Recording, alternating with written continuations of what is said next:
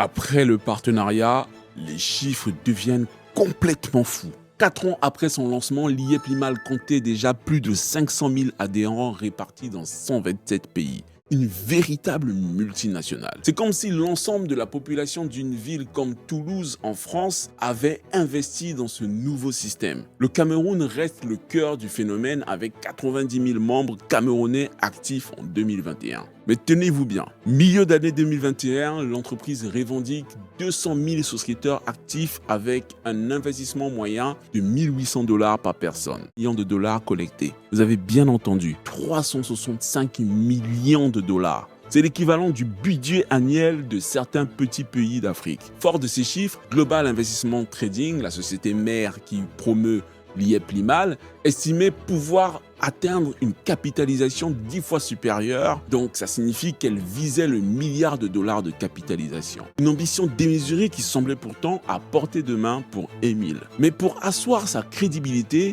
Émile Parfait-Sim ne s'arrête pas là. Il déploie une stratégie de légitimation sur tous les fronts. Il cultive soigneusement son image publique. Il multiplie les photos avec des personnalités connues, avec des ministres africains, avec des stars locales. Ces clichés circulent immédiatement sur les réseaux sociaux. Il va même jusqu'à lancer, tenez-vous bien, une compagnie aérienne, Simb Airline.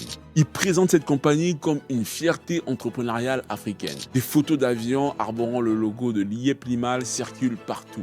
Il évoque des investissements dans un puits de pétrole. Il donne l'image d'un businessman aux intérêts stratégiques. Au Ghana, il lance aussi un projet immobilier très ambitieux, c'est-à-dire qu'il décide de construire 114 villas de luxe et ça s'appelle le Sim City.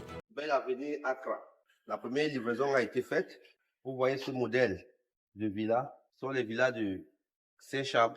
Certains sont à 4 chambres. Donc, nous allons mettre en vente bientôt 74 villas de ce modèle qui seront livrées au mois d'août 2022. Des journalistes visitent le chantier et comme d'habitude, les images circulent très rapidement et cela démontre la solidité financière de son entreprise. En novembre 2021, c'est alors la consécration. Émile Parfait-Sim est nommé conseiller spécial auprès du président de l'Assemblée nationale en République centrafricaine.